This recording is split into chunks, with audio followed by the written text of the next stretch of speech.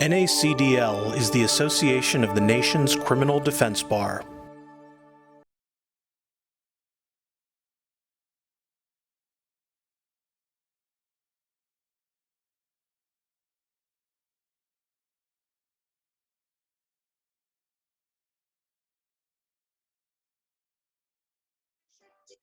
Okay, everybody, welcome to Credits Without Contact. This is Laura Sheely, and super excited today about our guest. But before we go into that, I want to, hopefully by the time that our self-isolation, our quarantine, and we're back out there amongst each other having these conferences live and in person, I hope that that's going to be very soon. I was trying to work on a theme song to introduce the show and try to be up on really good type talk show conference things. And I decided instead of that, what I'll try to do is bring a popular earworm so you all can have an earworm stuck in your head for the entire day. And today it was Baby Shark. So we've got Baby Shark going as the earworm. We've got eye candy right here. And thanks to NACDL, we are bringing you a super special guest today. I'm very excited about it. I'm very excited about him taking some time out of his very busy schedule to come and join us. So with that said, drum roll for Peter Valentin. Hello, hello. Thank you, Laura, so much for having me participate. I appreciate it. Thank you, Peter, for being here. I'm not good with all the technical stuff. I'm trying to be, in it, but quite frankly, I'm not. I'm just an old forensic scientist that is trying to learn. But so let me give a few facts about you, Peter. And again, thank you for being here. You are a professor at the University of New Haven, but you haven't always been a professor. You started out as a police detective for the Connecticut State Police, correct? Yes. Yep. So you were a detective, and then a detective who became a forensic analyst, and then from a forensic analyst, you are now a professor teaching forensics and other forensic topics. And what I'm really excited about, we'll get rid of that. What I'm really excited about is that you're on the board of AFS and doing a lot of stuff with the OSACs. So I'll just tell everybody, AFS is the American Association of Forensics, essentially, forensic science. And that is one of our major like NACDL is to the National Association of Criminal Defense Lawyers. AFS is that to us as forensic scientists. And let me have you talk about OSAC and the exciting stuff going on with that. Yeah, absolutely. So it's a pleasure to be with you, and thank you for the opportunity. And if I can give you just a tiny bit about my background to kind of give you a sense of why I am where I am. I actually did things backwards. I became a forensic scientist first. Oh, my apologies. But what I realized was, and I know that you know people like this, that I realized I didn't enjoy being in the lab all the time. I was very much intrigued with why the evidence was there as opposed to what the evidence was. You know, why was this item of evidence chosen to be seized? Why is it in front of me now? And so at least in the Northeast, the only real way to get crime scene exposure, because that's what I felt I wanted to do more. I was always intrigued by the reconstruction side of things. The only way to do that was to become sworn. And so, a really fortuitous situation for me that I met some people who kind of told me about the Connecticut State Police and how much work they did at crime scenes and how they were given the latitude to do some pretty significant, high-level investigations of scenes. And so I found myself graduating with my degree in forensic science and then joining the state police soon afterward. So I spent my time as a trooper working into becoming a detective, working major crime scenes, investigating homicides, suspicious deaths, police uses of force that resulted in serious physical injury or death, Right. Really critical cases. And then fortunately transitioning into a position in academia where I now teach at the University of New Haven, because frankly, it was always my plan to go into academia at some point. It's just the opportunity presented itself pretty quickly. So I'm essentially, I don't know which you want to put first, but I'm a forensic scientist who became a police officer, but stayed assigned. It's all mixed together. So what does that mean for most people is that I kind of have a different perspective on things because I can appreciate both the investigative side and the analytical side. And, and generally, I think most people understand that those different sides do their jobs well. It's when we try to reach across that barrier that we have between us, right? The field versus the lab, that we misunderstand each other, that we don't understand the limitations on what each of us can do. We don't understand each other's language. So I think I'm fortunate enough to have this niche where I can speak both languages, if you will. I think that's incredible. I've got to give credit where credit is due. I was a cancer researcher at UTMD Anderson doing DNA breakage and repair when I got into forensics, and I was hired by the Texas Department of Public Safety. And the Texas Department of Public Safety, in my mind, and it is always stayed in my mind, that they were doing things absolutely correct. And so I was already a molecular biologist. Then I was trained to be a forensic scientist by them. But because they were state police, I was eventually stationed in Houston, and I covered 37 counties. Now, that wasn't just 37 counties sending the laboratory, which I was in most of the time, sending the laboratory cases. That was if there was a scene and the rangers were on it, I got called up and I went out to that scene, and I processed that scene. So I would process the scene, and then I had custody and control of the evidence all the way up through testing and testimony. And I think that was a great way to have been taught. And quite honestly, I think that it was a great way of doing things. And so I think you and I come from very similar backgrounds. However, I was never sworn. And I never had the duties of a police officer. I always had the duties of, a lab geek. But I did the crime scenes. I processed them. I collected the evidence. I collected the swabs. I packaged. I handled, and then I took custody and control of those. And I think that is, in my humble opinion, now in 2020, seeing what I see, I think that's a far better way of doing things than having each person so individualized. And by the time it comes into the lab and the DNA work gets completed, nobody knows what happened to the evidence before it came to the bench of the analyst. And I think that is, personally, I think that's a horrible breakdown in the system. I really do.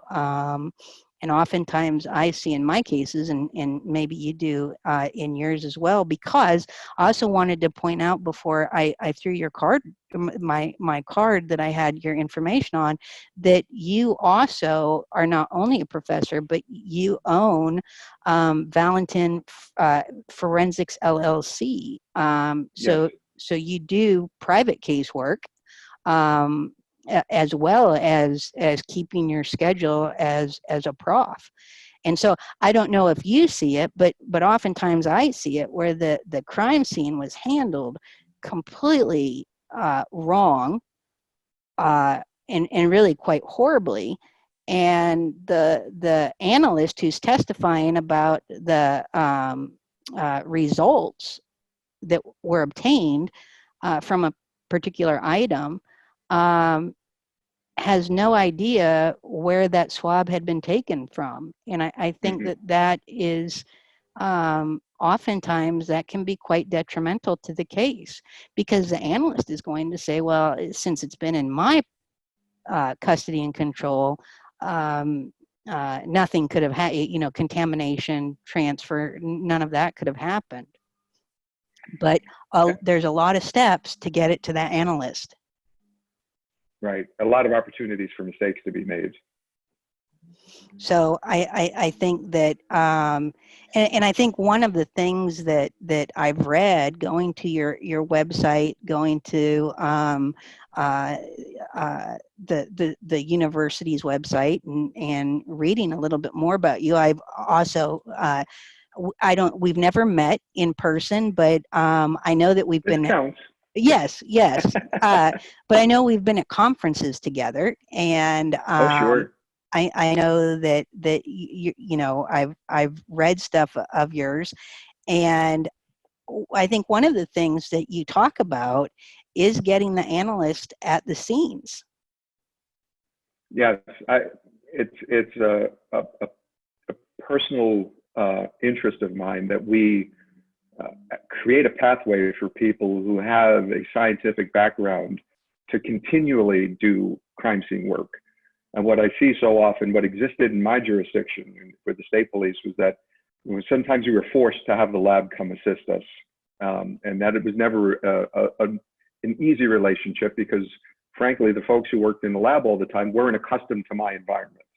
Just like I would be a bull in a china shop if I was working in the lab, because I'm not accustomed to lab protocol. I'm not on the bench all the time. And so that wouldn't work well either.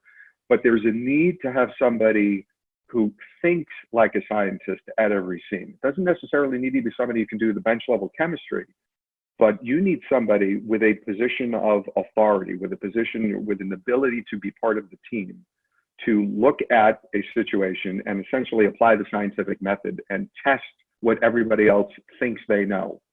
So cops have this great tendency to work with their hunches and to try to figure things out quickly, because that's frankly the motivation, right? There's a public safety concern. Sure. We need to solve this case right away. The time that we're spending on scene is time that we're not actually doing other aspects of the investigation that are also pressing. So there's this very real urgency for us to quickly decide on things, and to have the ability to think analytically and to essentially test that hypothesis, right? To find out what's weak within that thought process that these investigators are having, and to try to fix it in real time. That's how you not only develop a case, but develop a strong case, because you've essentially thought about it from the defense perspective, and you've tried to address those legitimate concerns as the investigation's unfolding.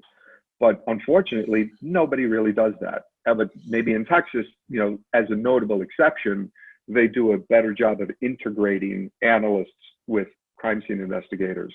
But to the extent that we can do this better, we're going to produce better documentation, we're going to get a richer evidentiary record, and we're going to not make the same kinds of mistakes that I've seen both in my casework, the casework I get as an analyst, and the casework I participated in. So that's kind of what I try to get across to my students. It's not for everybody. That there are some people who enjoy the science, but like the chaos that the scene represents. And so for that group of people, there should be a path for them to get into that kind of environment so that they can use all their skills. Well, I 100% agree. And I think that by making all of the different players involved in the scene do it correctly. I mean, I think that, people can say, well, you work for the defense or you work for the prosecution. I think truly forensic scientists and forensic scene investigators, right? What our goal is, it doesn't matter who we work for. What our goal is to see that it was done correctly and see that the outcome of whatever was collected and tested was handled, managed, and tested correctly, and that there is not the possibility for mistakes to have happened, contamination or transfer or anything like that. And I think that if we all have that in mind, you know, and if they would really put all of that into effect, then you and I, you know, could be out of jobs as far as, you know, consulting, because and wouldn't that be a great thing? I mean, That would be. I certainly don't want to. I don't anticipate it happening, though. I don't either, but you know, Yeah. to make sure that the science is done right. You know, everybody's watching Netflix and Hulu now because everybody's at home, and there's only so much time that you can, you know, sit for 10 hours and do a case, and then you want to rest your eyes. And so, you know, there's a new not a documentary, but a type series on Netflix about the Buchanan and the two drug chemists up in. I just watched it. Okay. And so did I. I don't know if I want to admit that or not, but I watched it as well. And, you know, it does happen. And the many people don't believe that, you know, it's a 1 in a million type possibility that bad things are happening out there. Well, we see this more often and more often, and we've got to, it just can't happen anymore. Right. And you bring up something that is something that I see a lot of times, and you know, because we both do very similar things, that, you know, we get a trove of documents when we handle a case from the attorneys. And what I hardly ever get, and I almost always have to ask for, are the bench notes for the analysts. And, you know, the difference between the report that was ultimately tech reviewed and sent out by the agency, the difference between that and what they said and what they wrote while they were examining the evidence on the bench is sometimes dramatic. And then if you dig down even deeper, well, how did they do in their proficiency tests? And did those reagents, were the appropriate controls performed for the reagents before they were used? And all of these really, you know, deep concerns that not many people understand, but they really reflect on the integrity of the examiner, on the competency of the examiner. Are they doing what they should be doing? And so you realize that had some of those things been done sooner, some of the problems that were in that episode, you know, in that show from Netflix about these two analysts, Annie Duke and Sonia Farage, those would have been discovered sooner. Sure. And simply, nobody was paying attention. Nobody was reading that level of documentation. They were just looking at reports generated by the lab, which have astonishingly little information in them. And I understand why, but there's more information that can be obtained to fully understand what's being done in the lab, and we should always take that opportunity to read it. Tell me this. I'm working on a case right this minute, and this just bugs the hell out of me. Is I have, you know, for the attorneys that hire me and want to use me and abuse me often, I have discovery motions of everything that I want to look at, right? Mm-hmm. Why is it that the prosecution, and I'll say this because this is happening. I just got off the phone this morning before you joined me. I'm having a fight getting anything except the report. No communication logs, no case file, no bench notes. Why is that an issue when that is a reasonable discovery? Because the report is nothing. Literally, the report means, I mean, it's the front cover of a book, right? You can't know what that Yeah. book is about until you read the contents of that book. That front cover could be extremely, and often is, misleading, but the contents of the book tells you what it's about. And I feel that discovery is the content of the front cover of a book, which is that report. And so for us to be spending time fighting for the content of that book is ludicrous to me. I couldn't agree more, and I wouldn't purport to know why there's such resistance to sharing that level of detail, except to think that maybe the thought is that it's just providing us with another opportunity to impugn the work of an analyst who must be doing the right thing because they work in a governmental forensic lab. And it's a matter of perspective, and that's obviously my own opinion. I have had cases where not only has there been resistance to, full disclosure of the lab, the bench notes and other sorts of work product documents, but during the course of conversations between the prosecutor and the defense attorney, the contents of those documents were told verbally to the defense attorney. And when I finally got the real documents, there were outright fabrications, that it wasn't even a misreading of the source material. It was just completely disconnected. I have had that too. You might as well have been looking at a different case. It made absolutely no sense. And I can only attribute that to intentional obfuscation of the truth. And of course, there was something substantive in there, and perhaps that's why it was being resisted so vigorously. But I mean, if your case is strong, full disclosure is the best way for you to ensure that, not only will it survive to conviction, but it survives beyond that. Well, and last time I checked, government crime laboratories are not work product. I've seen, yeah, it's not, and right, and I've seen different levels of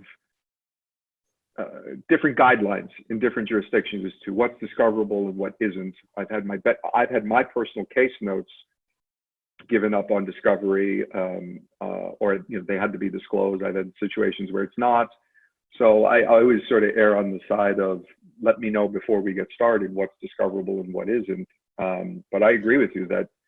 Well, now defense experts, that's a whole different deal. I mean, that is work product, most every state. But government crime labs that should be transparent. And this brings me to another topic that I'd like your opinion on. You mentioned technical reviews.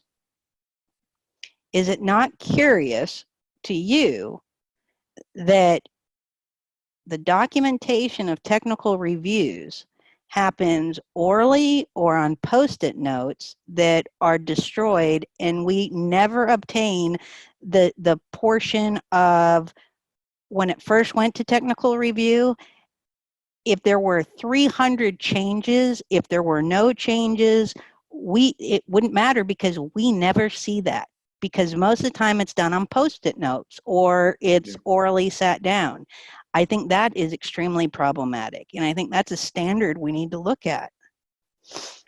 And we've tried to tackle this in some respects in the BPA committee, at least obviously in our discipline. And yeah, I'm concerned about it too, because what I would like to know is, ultimately what gets released by the laboratories, the final report, is an agreement between the testing analyst and the administrative reviewer.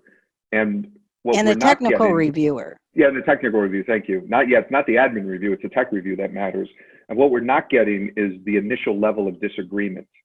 Exactly. What we're getting is the combined, the acceptable version of the report that both the testing analyst and the tech reviewer agree on. But we don't know what that testing analyst first proposed as their report and how that was hashed out and what was ultimately agreed to. We just see what was agreed to. And that's the part that concerns me, because you can have an analyst who is saying things that simply are not supported by the underlying examination, and it's continually being corrected as part of the technical review process. And we've And tried to shed some light on that, but you know, to the extent it's going to be adopted, I don't know. well, and I think that in your field, in bloodstain pattern analysis, well, in all fields, it's extremely important. In DNA, you know, uh, somebody, our technology is becoming so sensitive now.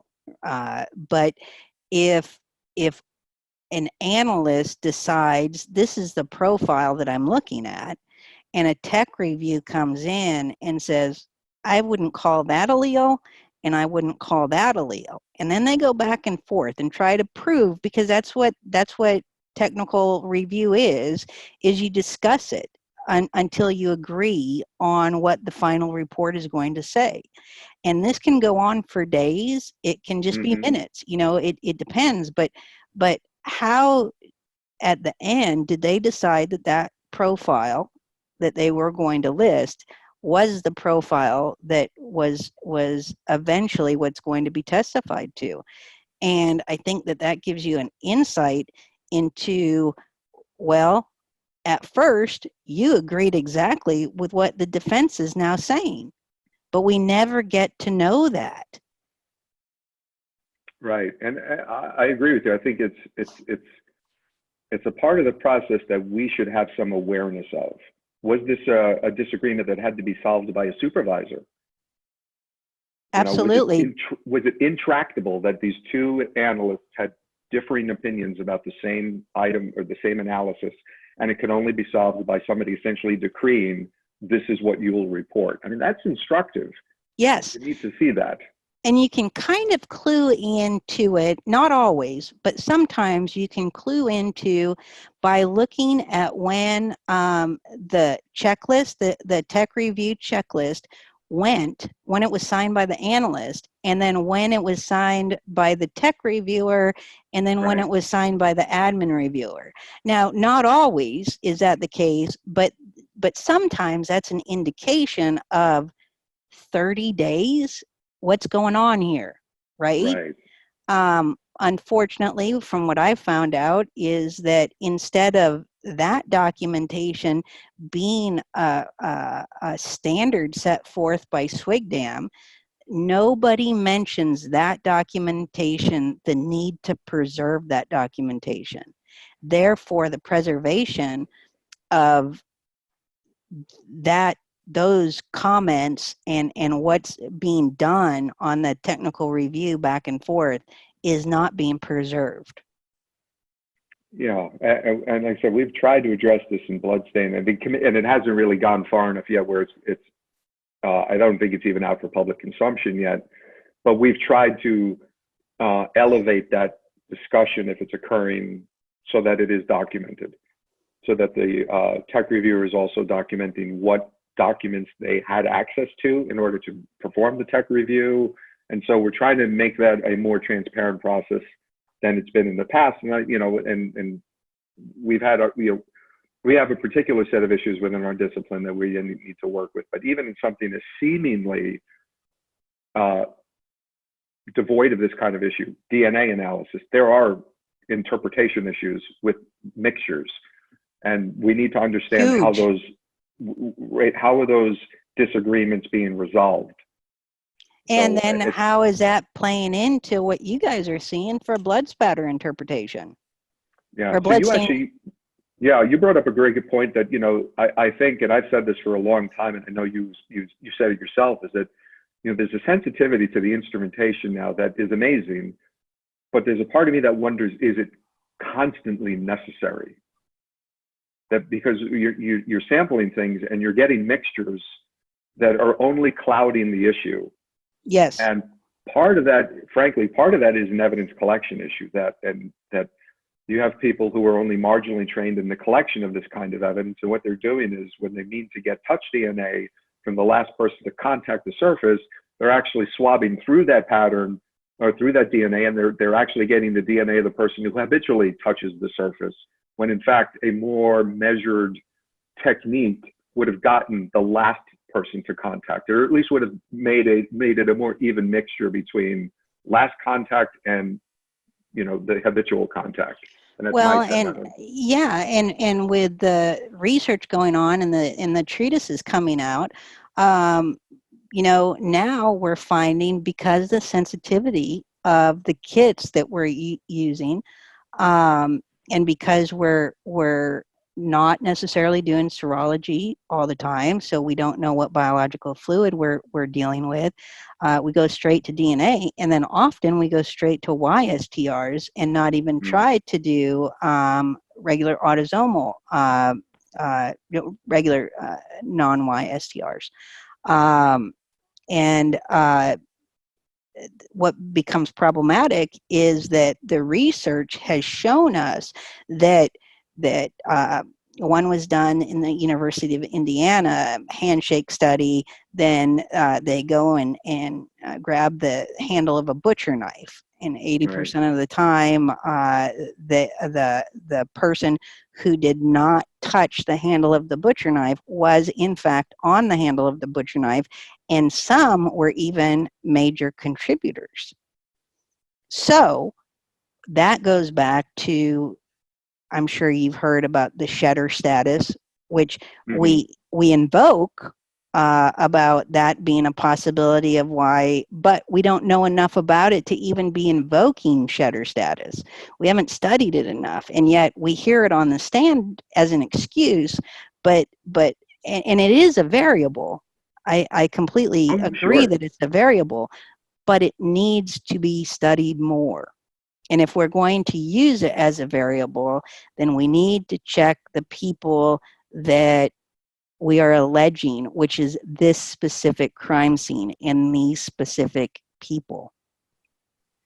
And even to further complicate things, is shedder status a constant for an individual, or is it something that changes as a function of time, stress level, perspiration?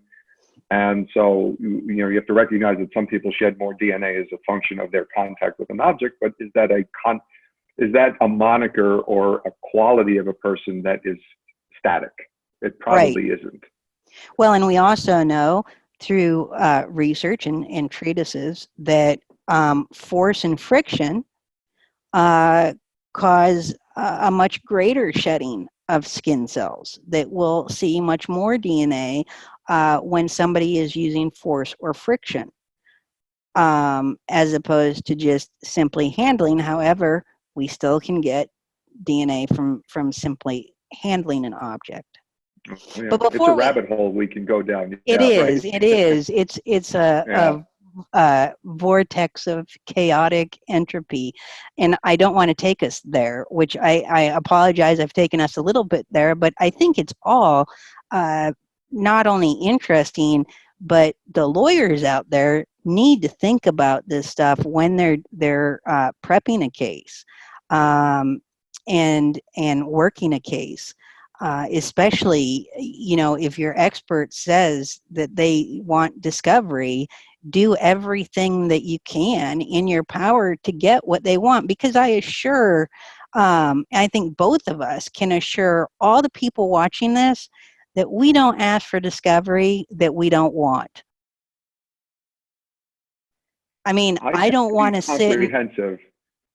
But I don't want to sit and devote the same amount of attention to every piece of information I get. No. That I need to create a full appreciation for what exists in a particular case. And so, I might not spend a hell of a lot of time looking at the bench notes, but I've got to see them. But we're not asking the lawyers, or we're not asking the lawyers or the judges or whoever is hiring us to get this information because we want to be assholes. We're doing it because we do want that information, and we will look at it.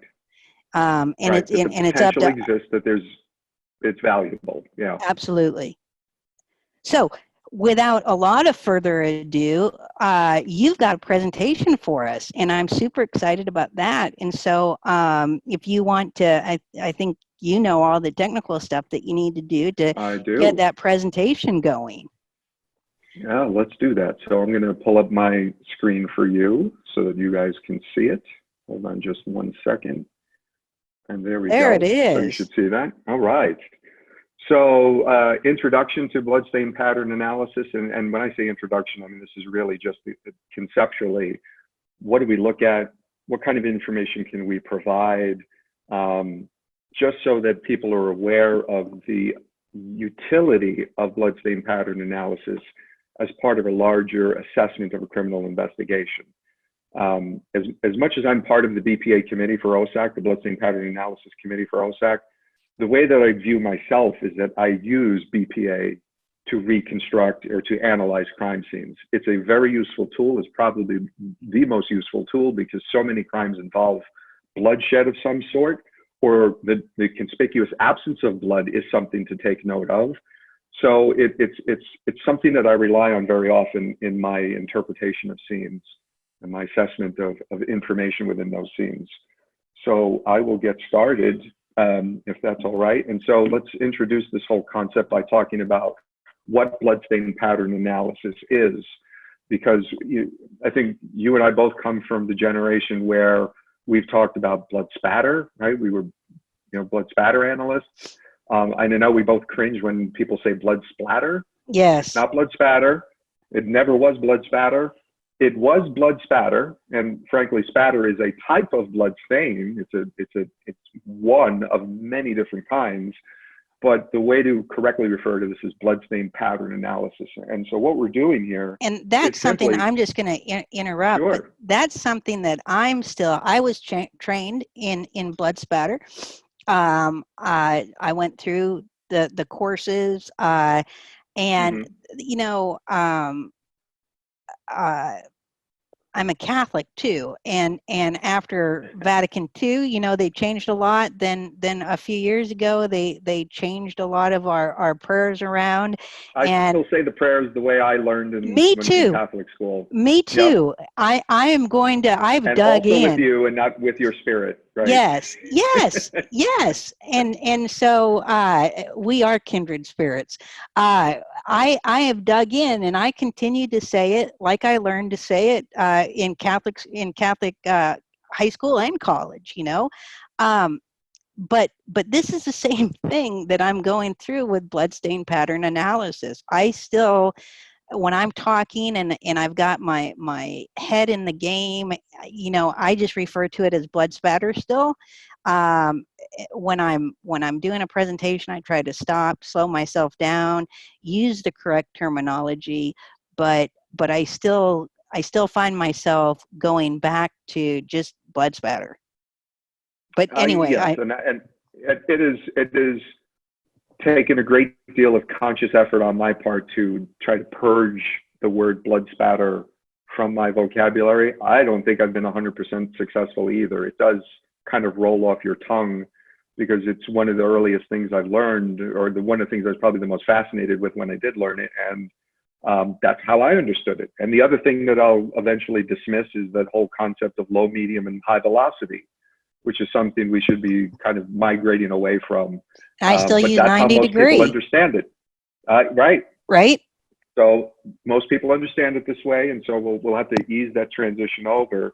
But regardless of the term we're using, all we're doing is we are interpreting bloodstains, the existence of blood on the surface, the orientation of the blood, the pattern that the blood makes, the size of the droplets.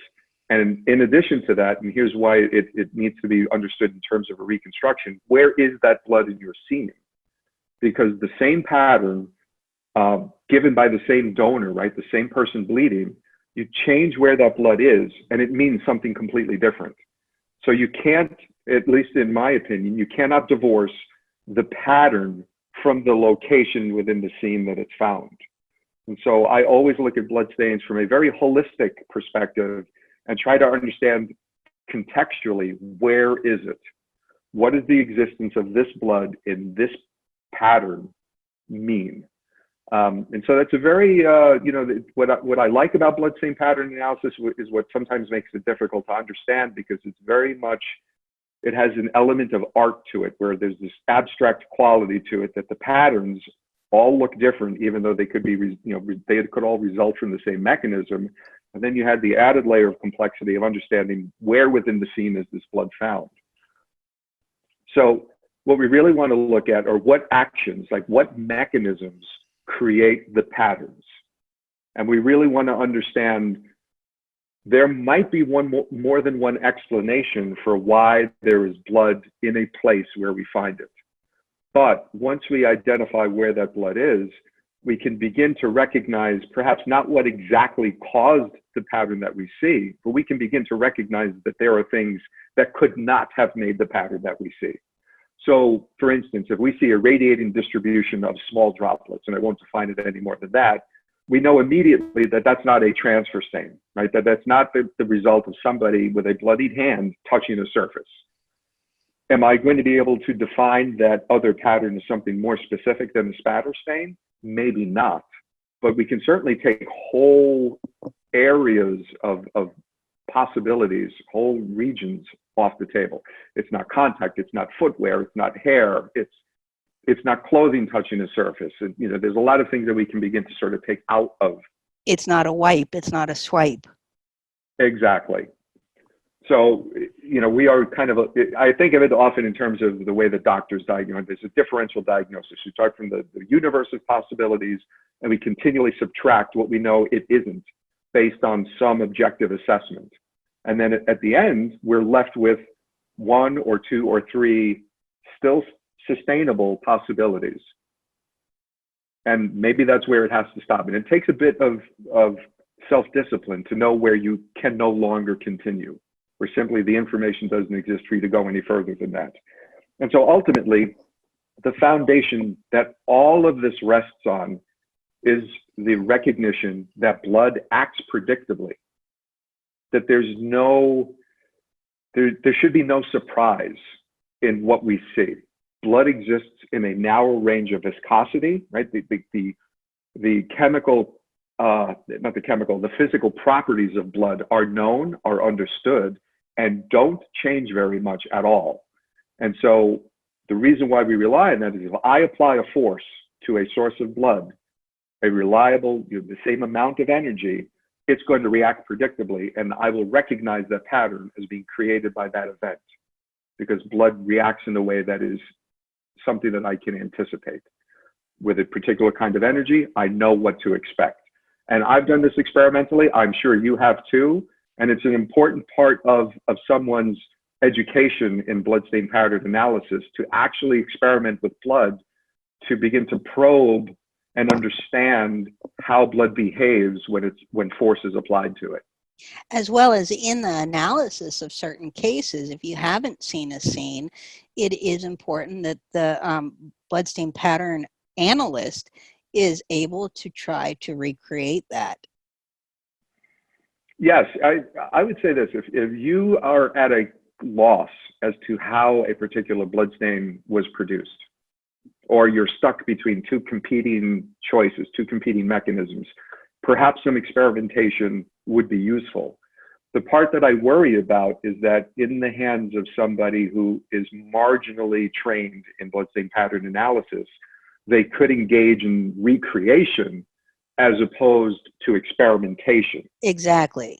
And this should be warned is, unless you're an expert, don't try this at home. Right. Don't try to make the pattern you see. Use the type of event that you believe created the bloodstain and see if it creates a similar bloodstain in the future. Exactly. And that is the experimentation aspect, the recreation aspect. Mm-hmm. And those are two very, very different things. And you do not want to be recreating. You want to experiment to see. And again, because the blood acts predictably, it is not going to do something today that it didn't do tomorrow or yesterday. Right. And that's the part that I think is we need to be particularly concerned about that when we present this as expert testimony, because the jury might infer, because of the person's status as an expert, that what they did was experimentation. But in fact, it wasn't. And they wouldn't notice it because the information is being shared with them by somebody that they recognize as a scientist. So it's the details of the experimentation. And frankly, did they try to disprove what they thought as opposed to try to prove it? And that subtle change in wording means everything. And because, yes, I'm yeah, sorry, we go can on. prove ourselves right very easily by ignoring the reality around us and choosing the 2 or 3 facts that support our opinion. But if you are truly creating an objective experiment, you're trying to disprove what you think. And if you can... I think as experts, truly, I truly believe this to my core. As experts, we have to take, because we do know that the jury does take our testimony differently. And if an expert is a sworn officer, that even goes further, I think, many times. Sure. And I think that if you're going to get on the stand and you're going to present your opinions, that you really need to look very deep morally about what you're presenting to make sure that you are doing your very, very, very best not to be misleading or erroneous. And, I think that is, right now, I think that that's probably the key issue in forensic science. I couldn't agree more. And when I teach police officers about this kind of work, about doing crime scene work, I tell them, and I'm being funny, but I'm totally serious, like, you have to leave your ego in the trunk. Yep. It's not about you being right. It's about the whole team of investigators being right. And so if you speak about what you think happened and everybody tears you apart and points out the evidence and the conditions within the scene that make what you said wrong, you shouldn't get upset at that. You should actually be happy that we eliminated yet one more reasonable possibility that turns out not to be the right one. You need that to happen, but as human beings, we're reluctant to we don't want to face the fact that we're wrong.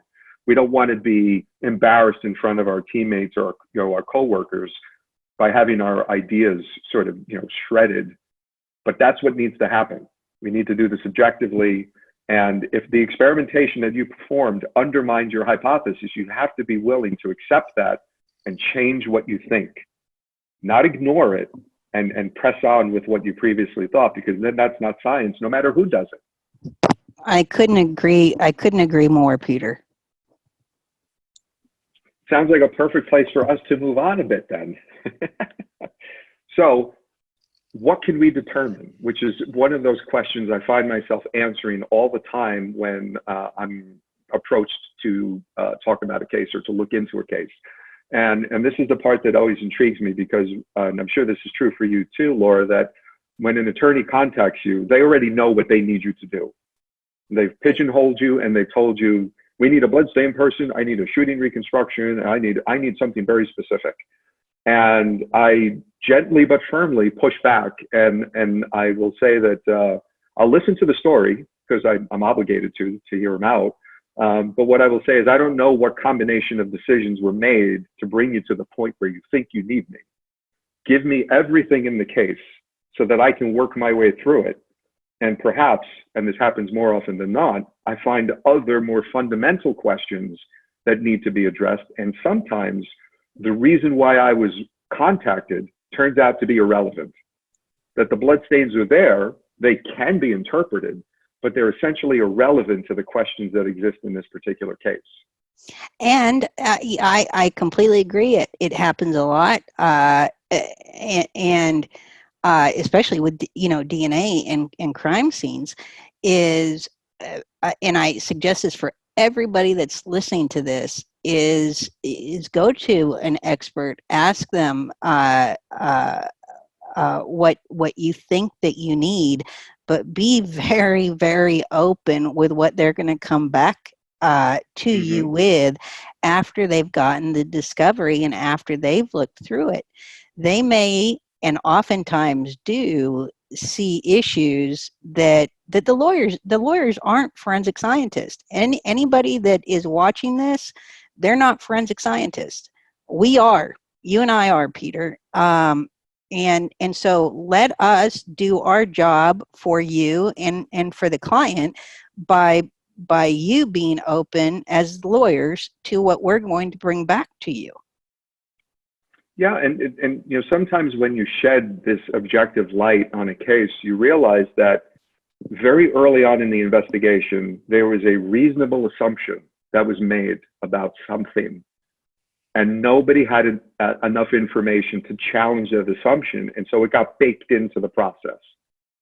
And since we just moved forward because there were so many other issues to deal with, we never went back and revisited that initial assumption that brought us to where we are today. And the analogy I use is that, you know, if you're driving and you make a wrong turn, you generally don't know you've made a wrong turn because there's still plenty of road in front of you for you to drive down. And it only becomes apparent to you after some extended period of time that you're like, oh my goodness, I don't know where I am. But at that point, you don't even know which one was the wrong turn because you've made so many others in the meantime. And what part of what my analysis would be in a case is to see if there is a wrong turn at the very beginning of the investigation. And I found them at some cases, the information from the 911 caller that was heard by the dispatcher and then transmitted to the first responder was changed. Yes. And it changed the flavor of the case, and it created an expectation in the first responding officer, and that's what the mistake was. And then, or what the responding officer, the first responder, says to the detective during the briefing. Right. It's exactly. It's that you know, telephone game that you play as a child, and you're actually doing that in cases from when dispatch gets the call to what the caller said to dispatch, what dispatch reports over the radio, what the first responder sees, and then it just goes on and on and on. Right. But just very briefly, I don't want to keep interrupting you, but you're making such great points, and I'm 100% on board with them. Is not only do you look and see about what turn, where the wrong turn was, and a potential for, at the very beginning, the assumption was made this, and that's what they went with, right? But I'm working a case right now where for 3 days, the assumption was this, and because of an erroneous call, that's where the turn went and continued, and nobody ever went back and looked at the more accurate very first assumption that was made. Right. And so it can go either way. And you know, within the hierarchy of a police department, that complicates things even further, because who was it who made the assumption? If it's a person that you think is very credible, might be a supervisor, might be the senior detective, that assumption feels more like a fact because of their level of expertise or their perception of expertise within the group. So there's a whole lot of really interesting other issues that kind of go in there. Sure. Absolutely. Can make an assumption. And the medical examiners, they'll tell you that a lot of what they do is art, right? Mm-hmm. And you referred when you were, that terminology is, well, I'm not going to go into that. What I'm going to go into is that there are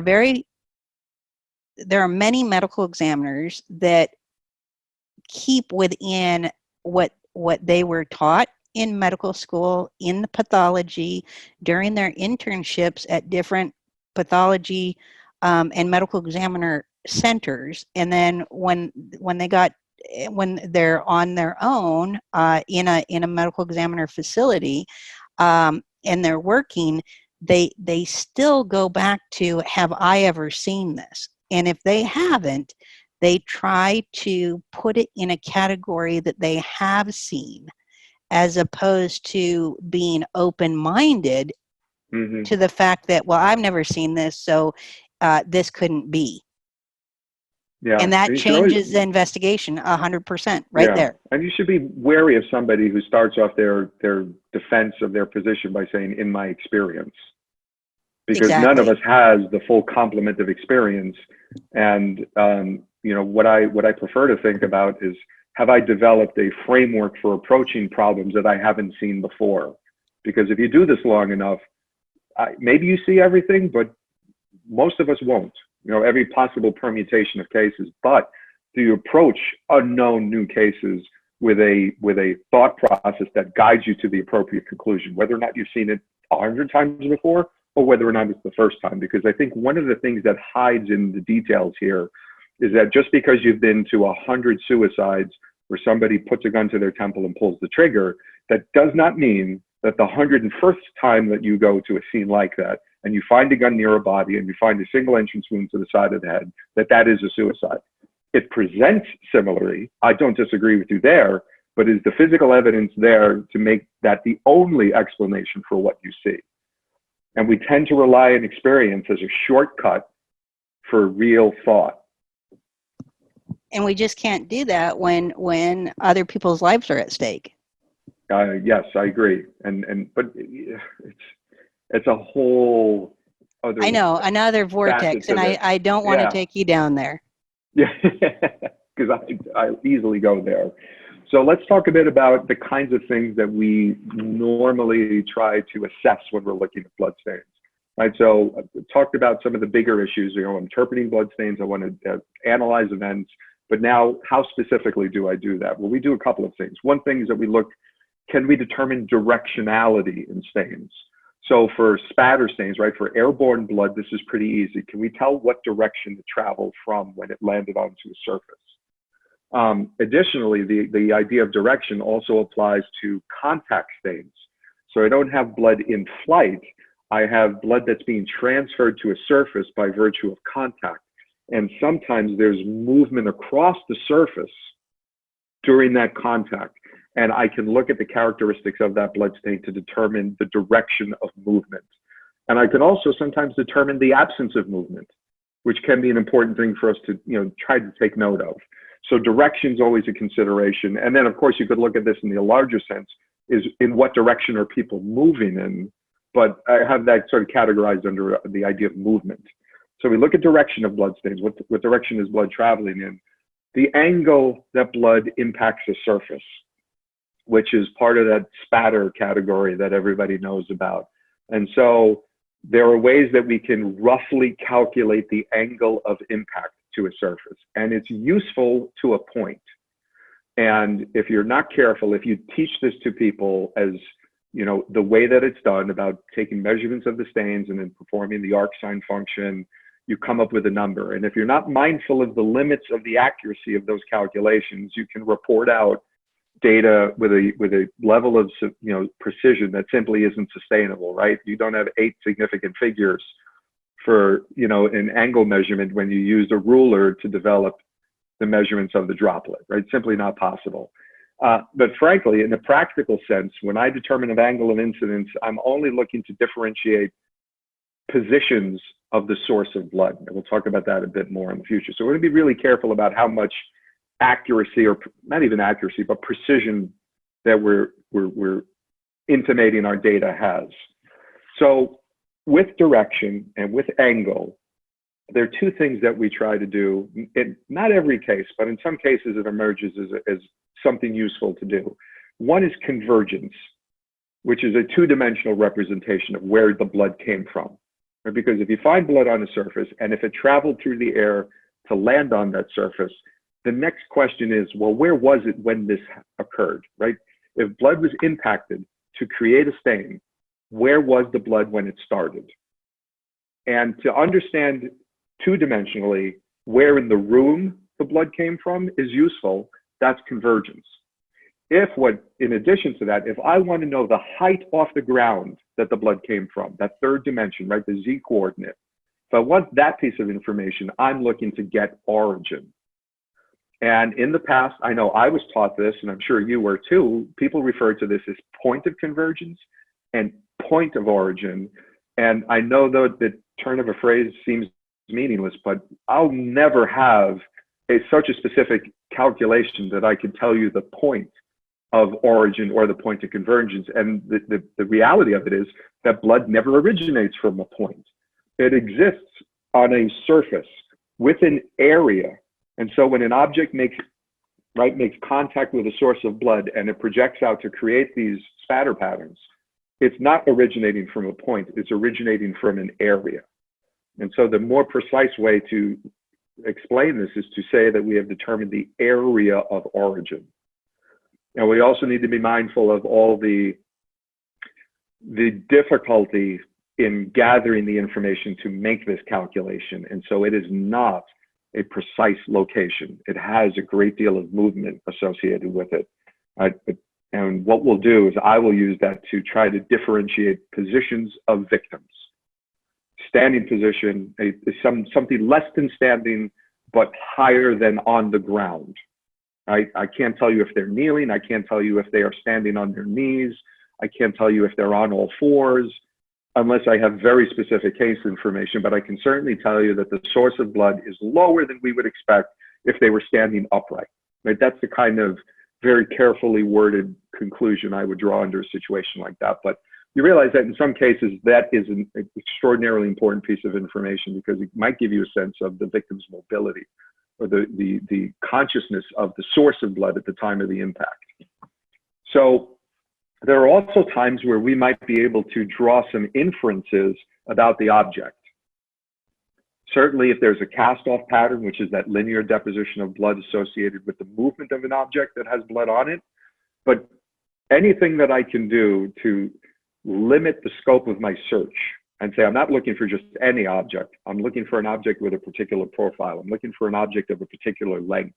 If there are any characteristics of that object that I can discern from the pattern created, that makes me a smarter investigator on scene, particularly when I did not find any objects on scene that had obvious bloodstains on them, because one explanation for that might be that the object was cleaned and it's still on your scene.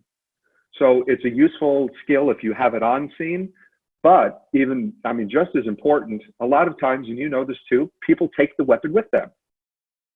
And so how do I begin to distinguish? I have a search warrant for my suspect's house.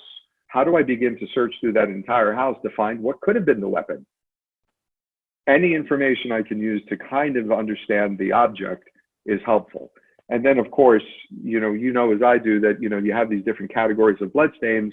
If I have high energy impact spatter, then I'm quite aware of what object most likely created that spatter stain, and it's a firearm. So there's some things that I can work backwards to understanding correlate injuries with patterns. So this is important for me as a reconstructionist, is anything that I can do to interpret bloodstains to understand the sequence of events is very helpful. And I think the misconception that a lot of people have is that when you are a reconstructionist, that your work product is an animation of some sort, right? Can you create a movie that explains what happens? And the short answer is no. Here's where it started. Here's where it ended. Right. 3 strikes were hitting here. Then they moved 3 feet here. Not happening. Yep. And so the analogy I use is that I can give you snapshots. I can give you moments in time where I can tie a few things together. And I might have 4 or 5 of those moments in the scene. And what happens between those moments, I have no idea. And if I'm really lucky, I can tell you the sequence of those 4 or 5 activities. But sometimes I can't even do that. The one really obvious thing that, isn't useful till it is, well, we know that the blood only appears after the injury occurs, which might sound so simple that it's hardly worth mentioning, but it actually does matter, because once we know whose blood it is, the fact that we know the blood can only be transferred to a surface after the injury occurs sometimes changes your understanding of whose blood it might be. So if you have a victim with a catastrophic head wound on the floor in the living room, and there's blood in the kitchen, the victim is not the source of that blood. Well, the victim is not the reason why the blood winds up in the place where you find it. They are the source of the blood, meaning that they were the bleeder, but they're not the reason the blood is where you find it. And so understanding that sequence issue is really important. Absolutely. I think the first bloodletting, and then from there, I think that can make a huge determination in your analysis.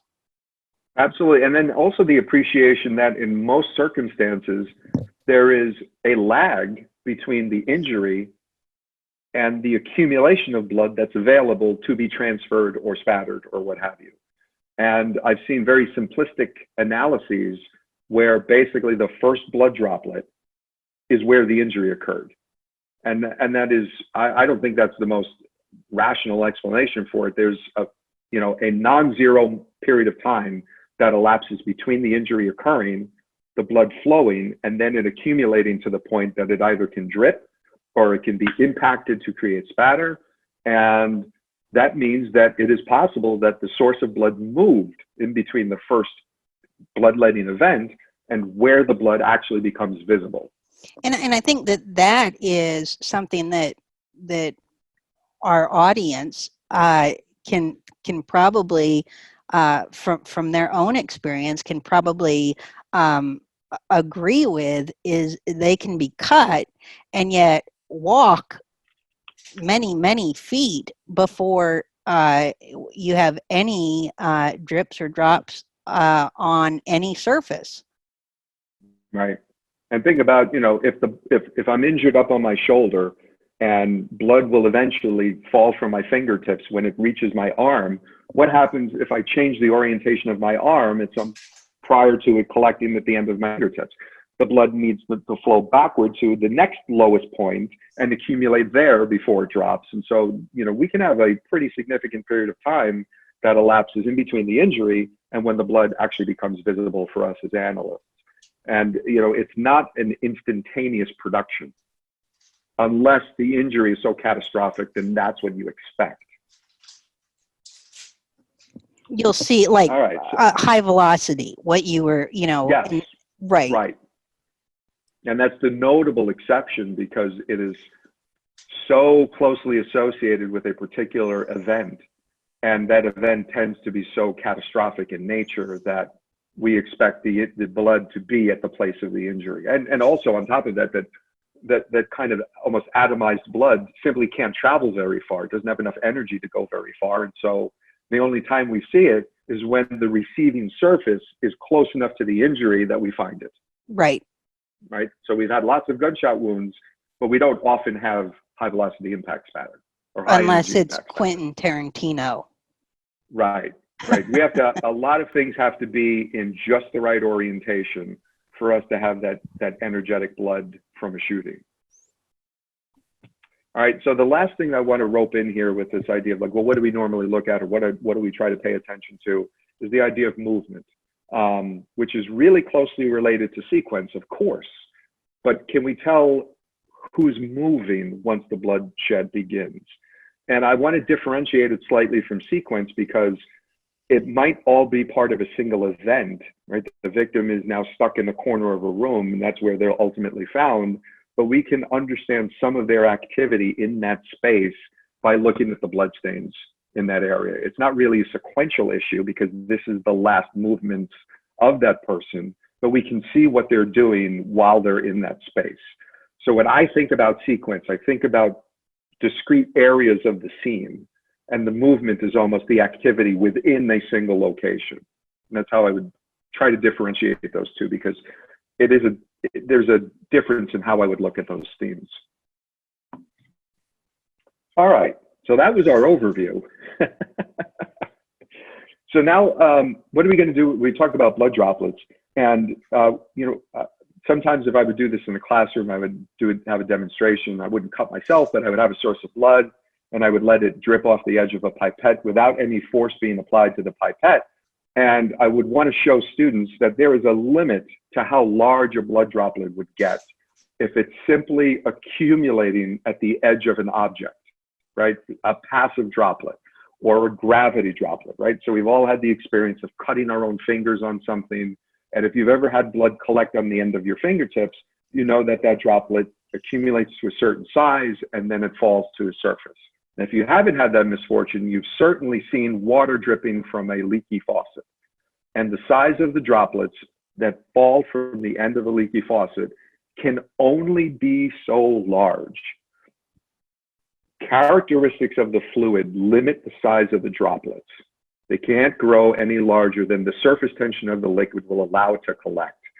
And so since blood exists in such a small range of sort of characteristics, a small range of viscosity, it has a surface tension that doesn't change very much, we know experimentally what the limit of a droplet size is. Now that's to differentiate it from projected blood, which is a discussion you and I had separately. But if we're just talking about dripping blood, a droplet can only be so large. And so what affects the size of the droplet is energy. So a situation where a droplet has essentially zero energy and it's just collecting on the surface, that's a gravity droplet. And we've all seen those. We refer to those as drip stains or drip trails if we use those stains and they depict movement. So large, essentially circular stains are drip stains, and they are the product of gravity pulling on a source of blood. And so gravity affects droplet size. Anything that we do in addition to gravity, any added energy that we apply to blood changes droplet size and it makes droplets smaller. So the relationship that I would like everybody to understand, it's an inverse relationship between energy and droplet size. So when we have no energy applied to blood, if it's simply collecting on the surface and gravity pulls on it, those droplets are large. As we increase energy, right? If the blood is being struck by an object, that certainly gives energy to the accumulated blood. If blood was collecting on my hand and I flicked my fingers, that's applying energy to the blood. Anytime I add energy to blood, I decrease the size of the droplets. So low energy, big droplets, high energy, small droplets. And I think that's a critical point to bring out, Peter, especially when people are looking at so many crime scene photos.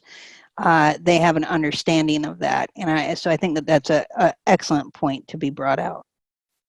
And frankly, once I recognize that something's a drip stain or a drip trail, that's almost the end of the analysis.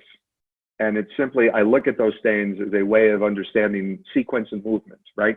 Because a drip trail depicts movement. Drip stains, all right, a bunch of circular droplets in the same place, is showing me the source of blood in a single location. And so that's kind of how those two things manifest. So with the source of the blood being stationary at that point. Correct, right, and or at least not moving an appreciable distance. Exactly, Can, exactly. Well, what's the difference between a drip stain and a drip trail? Well, it's, how much movement are you allowing before you call it a trail versus a drip? Right. Right.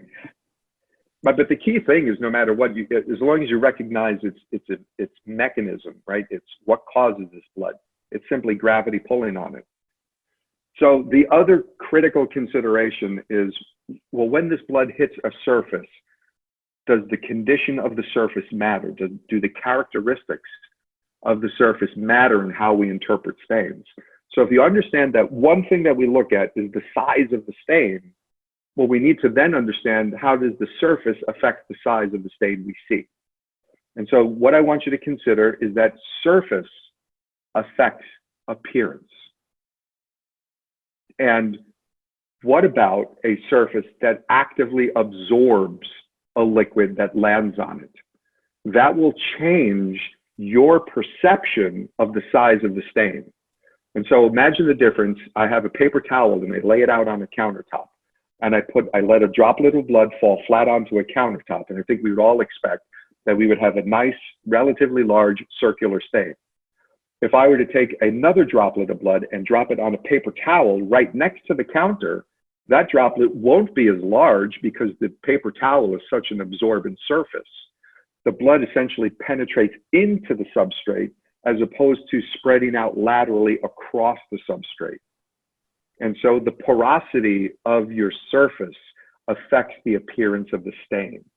And what we really want to be careful about is, I'm talking about essentially non-porous surfaces, or at least evenly porous surfaces. When we have blood deposit on fabrics, we can have some very strange effects, because fabrics can be porous, and this is obvious, but they're not uniformly porous, because you have something else other than just straight absorption. You also have capillary action as the blood stain sort of migrates between fibers and not being absorbed necessarily into the fiber itself.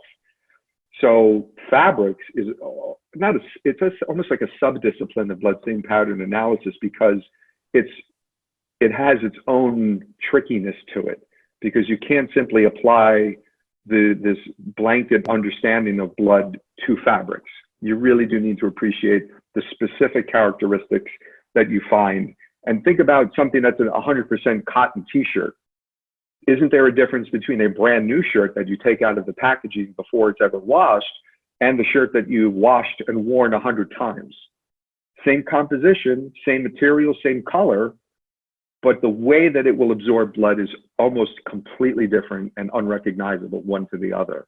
So you really do need to have a good understanding of what affects porosity in fabrics to appreciate this variable. And so, caution as well, yes. Due to the fact that absorption can be perceived as large amounts of liquid, in this case blood. If everybody put one drop of blood, like you said, on, say, a solid surface countertop, and then put a paper towel over that, it's going to seem that there was a lot more blood there after the paper towel soaks it up than actually was present. One drop, one microliter drop, right, can turn into a 1 centimeter or larger stain. Right. Absolutely, right? The blood that otherwise would dry on the top of a non-porous surface is absorbed and migrates within a porous surface and makes the resultant stain much larger than it appears otherwise. And when we are recognizing that droplet size is related to energy, we might misunderstand the amount of energy that that droplet had when it struck the surface. Additionally, with fabrics in particular, this sort of non-uniform absorption will change the shape of the stain. And so I've seen droplets applied to shirts, orthogonal, right, 90 degrees relative to the surface. So they should have been circular, but by the time they were done absorbing into the fabric, they were elliptical. And so if I just applied this little bit of information that circular is 90 degrees, elliptical is some acute angle, I misunderstand the angle of impact, which changes your understanding of the case. And one other variable I want to add to the surface is that you also need to consider the texture of the surface, independent of, or at the very least related to, its porosity. And so how smooth is the surface? And so how that manifests is that when we have very smooth surfaces, we see blood stains with very smooth edges to them. And I think we've all had this experience. If you've seen blood droplets on asphalt or concrete, they tend to have what we call scalloped edges or spines to them. They almost look like if you were a child drawing the sun, these little sort of points to them. And sometimes that scalloping is so significant that we actually get separation of tiny droplets from what we call the parent droplet. So you get what's called satellite spatter. And so a lot of that is due to the texture of the surface. The rougher the surface, the less smooth the edge of the resultant stain. And we tend to, if we're not careful about that, misunderstand what that means. We tend to think a rough edge means high energy, and that's not true at all. It's really a function of the surface itself, or at least it's a contributor to the appearance of the stain. All right, so let's talk about contact, because we've spent a fair amount of time talking about what happens when blood is in flight and what sort of effects of the surface, or what of the surface are. Most people understand blood in terms of what we talked about at the beginning, it's blood spatter. But blood spatter as a category is only one kind of stain. And frankly, it's not the predominant stain I find, it seems. Primarily, we see versions of contact stains. And so contact is when blood is on a surface and it contacts another surface. And we can begin to differentiate, well, is the blood on the surface that's making the contact? Is the blood on the surface that's being contacted? So what happens when blood does not travel through the air, but it's essentially instead directly applied to a surface? So we can have contact, and we can have contact with lateral motion across the surface. And very often we can differentiate between those two situations. And so my question is, does it matter where the blood is at the beginning of this process? And the short answer is, well, yes, it does, because we can generally differentiate which surface had the blood on it at the beginning and what surface was that blood transported or transmitted to. And so there are ways that we can distinguish what is contacting what. Do we have a bloody surface, bloody object contacting a clean surface, or do we have a clean surface or a clean object contacting a bloody surface that had pre-existing blood on it, right? You know, those are wipes and swipes, are two different names that are astonishingly similar in terminology. But those are things that we can discern. And, you know, the interpretive value of that is pretty significant, because if I know that what I have on surface in a scene is a contact or a transfer stain, that tells me I'm looking for another object that has blood on it. And where is that object? Is that object still here? Is that an object that the suspect took with him or her? Is it the suspect's clothing? Is it the suspect themselves? And so it's the recognition of the stain is almost the first part of, you know, a multi-stage process, and then really the implications of what the identification of that stain actually means.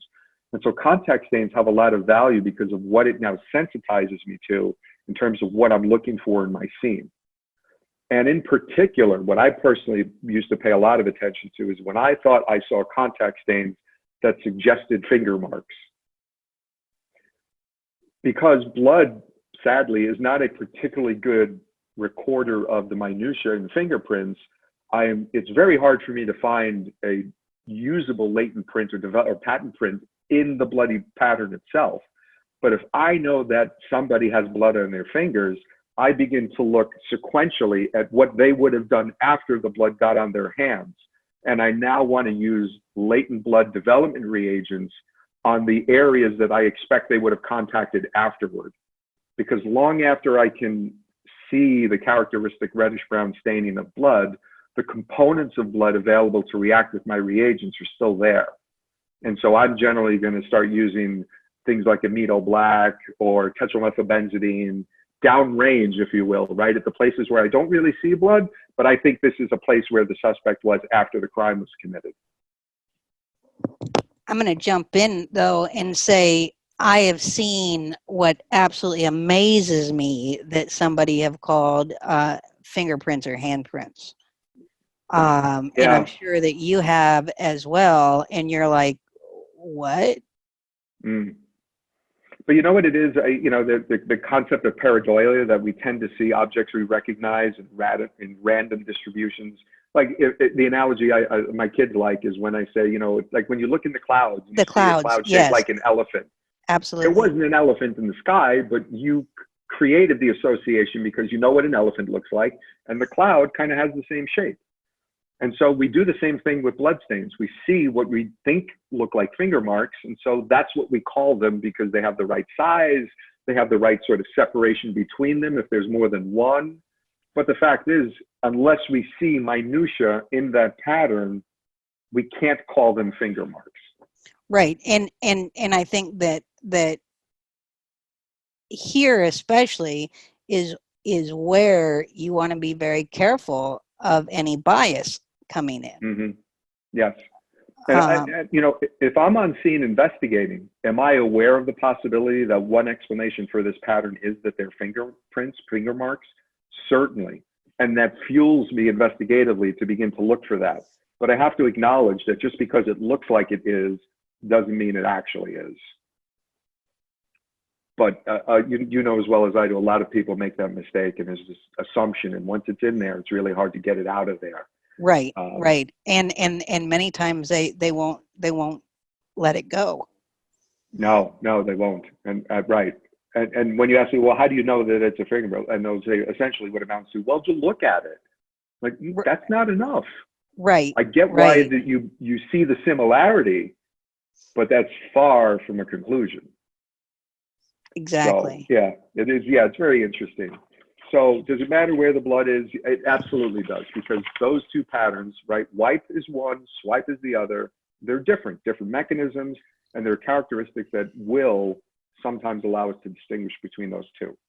So I might have time to go through one more of these, and we'll have to leave two for another day, or I can simply leave it for the participants to kind of finish up with the rest of it. But we are going to begin to talk about spatter, and that will definitely take us to the end of this presentation.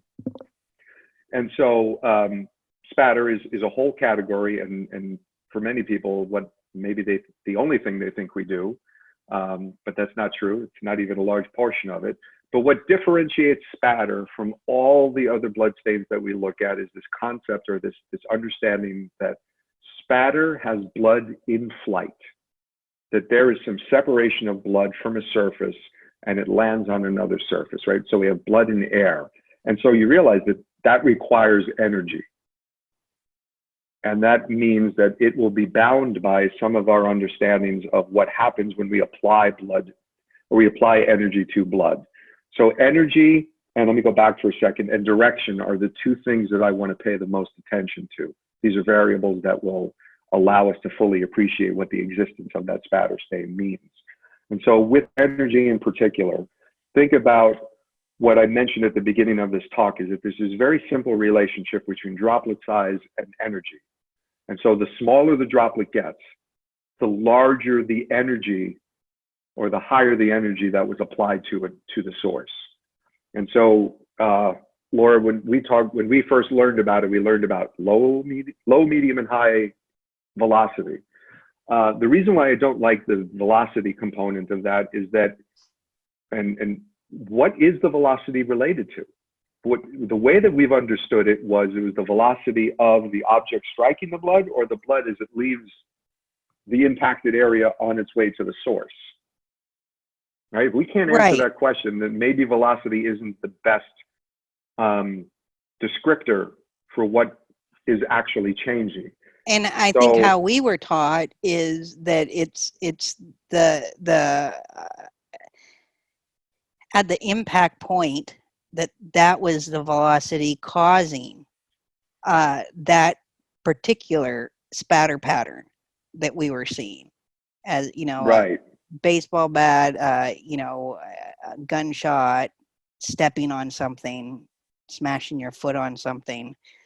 So yes, one thing that I did want to point out is that all of these laws that you're talking about were not created for blood spatter or No. blood stain pattern analysis. These laws have been around forever, and Yes. we are utilizing these laws to make sure that we give legitimacy and accuracy to the science that we're basing our analogy off of. Yes, and it's a great opportunity for me to just reinforce that a good bloodstain pattern analyst has a sufficient background in biology to understand the components of blood, chemistry, to understand how to chemically test for the presence of blood, or to use the reagents to make visible the latent blood that was in your scene that might have been cleaned or otherwise exists in a low enough concentration that you can't see it. Physics, because what I'm suggesting here, or what I'm telling you is happening with blood, is essentially ballistic flight, right? The same trajectory any object has in flight, blood will take as well. And then of course you add in there a bit of fluid dynamics, because blood is a very complex non-Newtonian fluid. And so you have to understand how blood reacts when force is applied to it, so that you can appreciate what the significance of the stains are when you see them. So you're right that, we didn't create any of these. We steal good ideas from other disciplines in science, which is actually what right? We just take good ideas from other people and we apply them to some, legal questions. All of our testing is stolen from other biological fields, or not biological, chemical, biological, other scientific disciplines. That we don't really steal them. We repurpose. We repurpose them, absolutely. And I'm just going to add one other thing that I think a bloodstain pattern analyst needs to also know is not just biology, not just chemistry, physics, but is, and maybe we can have you back, Peter, and we can talk about this more, is but a good understanding and relationship with the DNA expert. Oh, completely. You know, especially like in wipes, right? Um, if we have something that caused that, do we have DNA on that? Not from blood necessarily, but from epithelial cells. Yeah. And So so I I think that we, again, it goes back to what we've first talked about, is having these disciplines so removed from each other that we're not talking to each other and not conversing, and just doing your thing, your part, and then write your report, and then, you know, hand it over to somebody else to do their part. Um, Disciplines like this very much need to interact with the other disciplines to get really the full story of what's going on. Yeah, some of the best. I'd say this is probably the skill that anybody who regularly attends scenes needs to have, because the way that this is useful for somebody on the front end of this process is stain selection. So if you can identify something as a discrete pattern, the assumption is that it has a single source, right? A single bleeder. Anytime you have a different pattern, you potentially have a different bleeder. And that could be the same pattern in a different place. So what I do on scenes when I look at bloodstains is I try to identify how many patterns do I have, and I ensure that I have one swab for each of my patterns. Now, it could very well be that if I were to send those in for DNA, they all come back with the same DNA. Well, that means I only had one person bleeding. Right. It furthers your knowledge as opposed Yes. to taking, and trust me, I've seen this even lately, very lately, on a current case where I've got officers taking 5 to 10 samples from clearly one deposit. Mm-hmm. It's one pattern, and yet we're taking all of, and there were many patterns across there were many deposits across the scene, and yet we have 5 to 10 samples on one, and Right. that's not going to, that's all with, like you're saying, that is all from one instance, occurrence. Right. One stain is going to tell us the DNA, that one swab is going to tell us the DNA that we need to know. Right. Then move on to your next one. Right. And you know, it also leads into the documentation side of it, because as you identify patterns, then you also have to have a very a different, more comprehensive approach to documenting where those patterns are, so that I can do my job most effectively as a reconstructionist. And it's one of the things I cite the most often as a limitation on my analysis, is the quality of the underlying documentation. That the only photographs I have of bloodstains are all taken at some oblique angle. They don't have scale, and so now I can't give you any real sense of what the existence of these stains mean, other than to identify the patterns. The you know, back when we were being taught crime scene photography, you know, we were taught 90-degree, you know, with scales. And I'm not seeing, unless I go out, I mean, I still take my evidence. I still have well, now I have a fancier equipment that my camera now tells me at what angle I'm at. But before that, even on my DSLR cameras, you know, I had a bubble, and you know, it wasn't it. But even if you have a plumb bob, right? Do something so that it can be relooked at. I don't know how people, even for tech reviews and peer reviews, are being able to do it, let alone to have another person analyze it, or doing the analysis back at the office. It's sometimes impossible.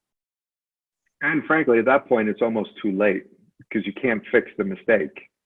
And so you really do need somebody on the front end who knows enough about this to know what possibilities exist, right? They might not be an analyst, but they at least have the training to know what can be done so that the documentation is at that standard.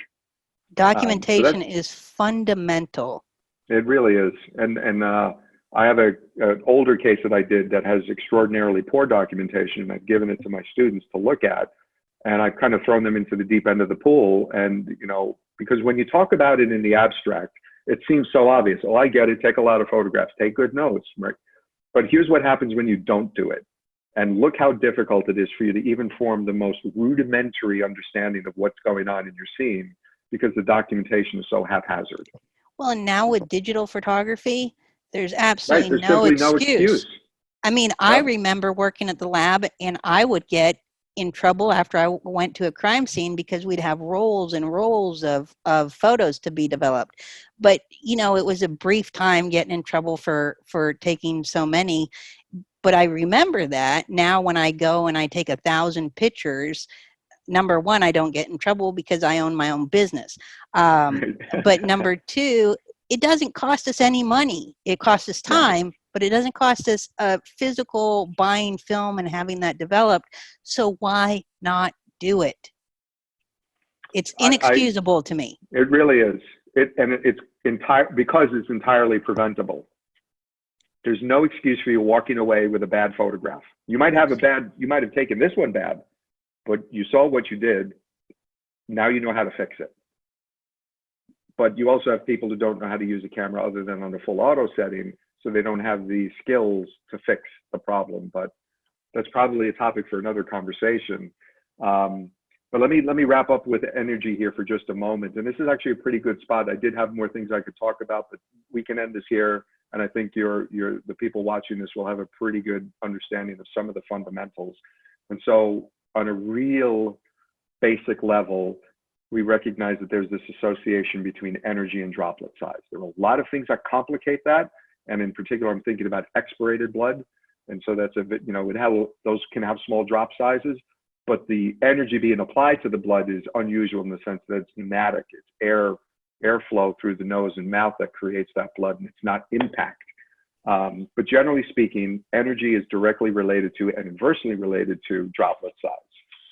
And so to say this simply, the smaller the droplet, the greater the energy. And what I want everybody to forget about for a moment is that we do not have discrete categories of low, medium, and high. There is a continuum of energy that can be applied to blood. And on one end, you have no energy, which is gravity.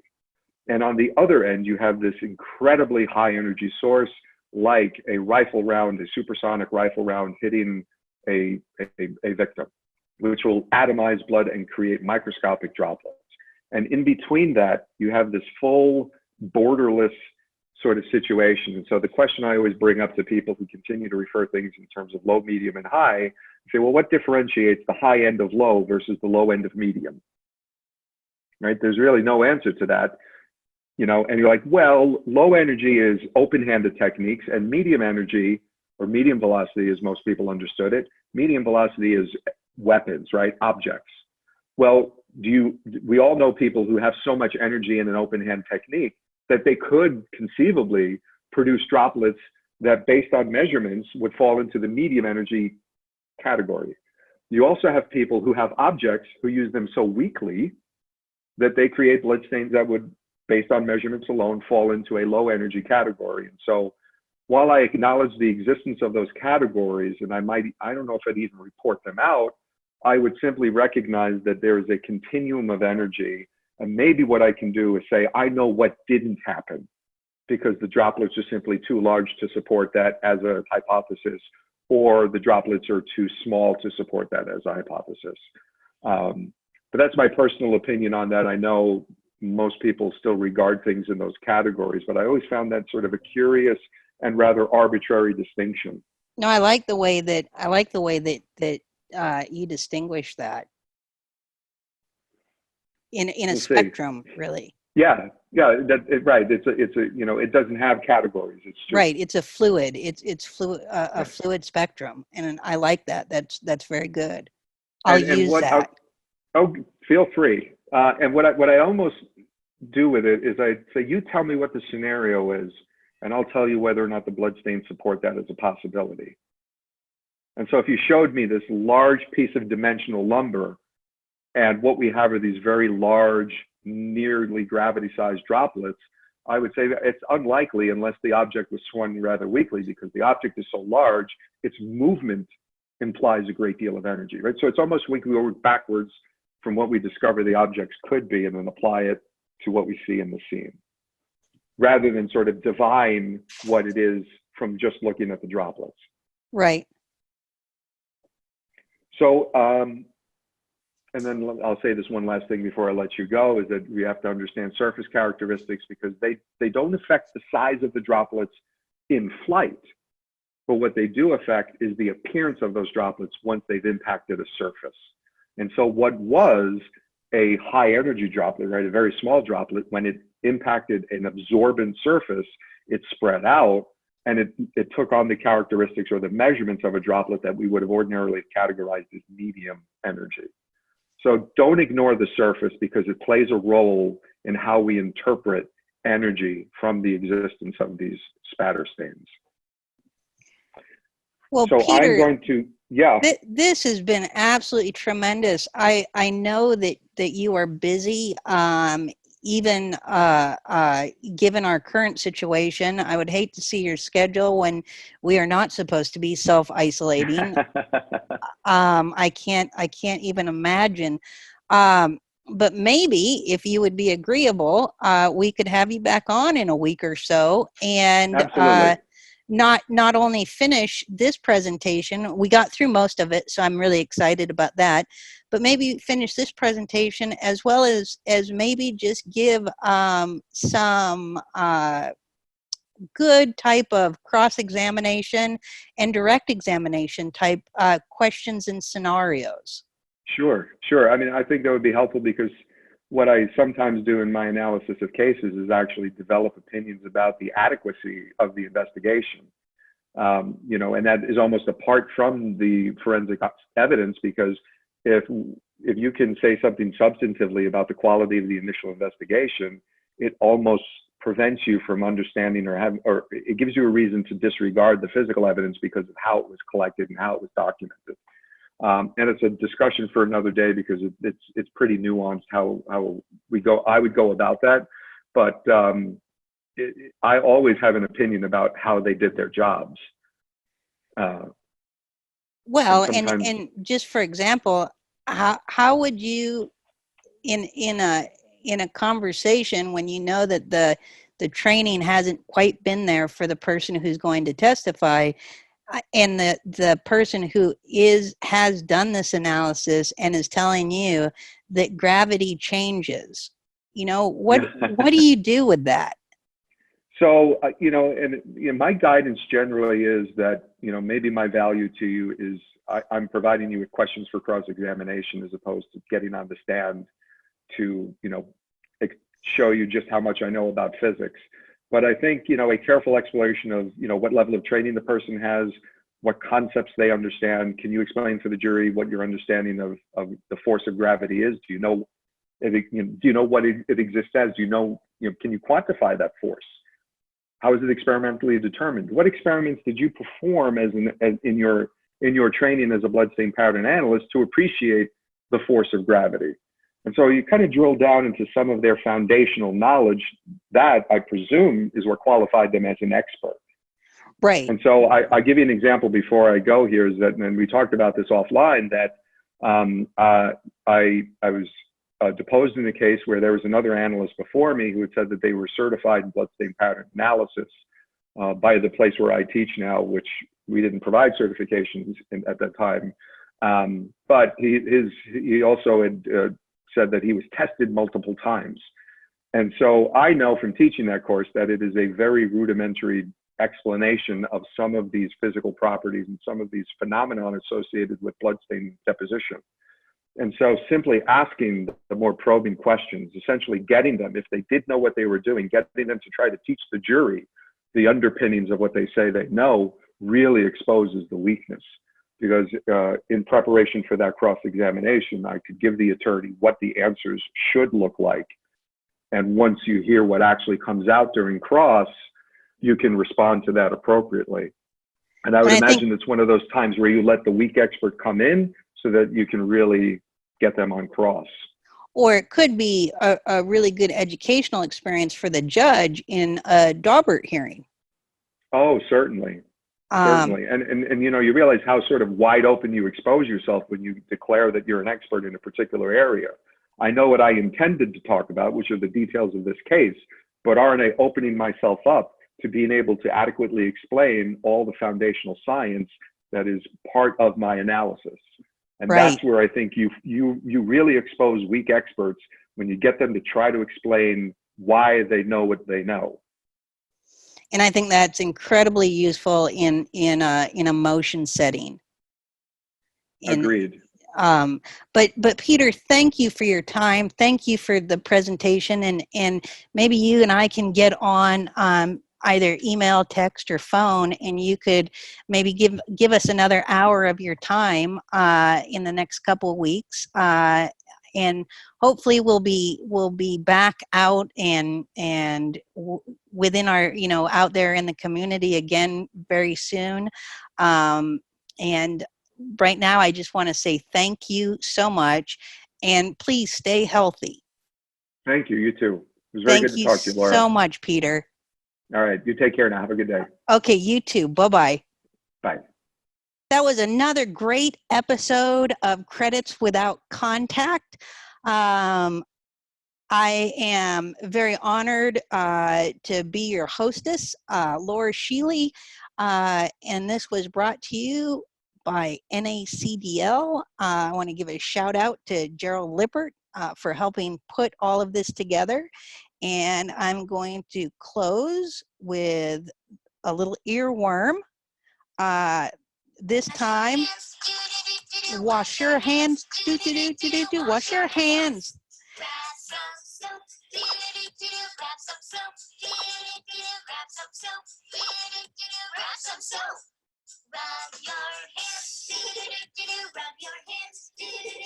rub your hands. Okay, enough of that. I just want all of you to be careful out there. Wash your hands. Stay. Keep your distance. And we'll get through this. Take care.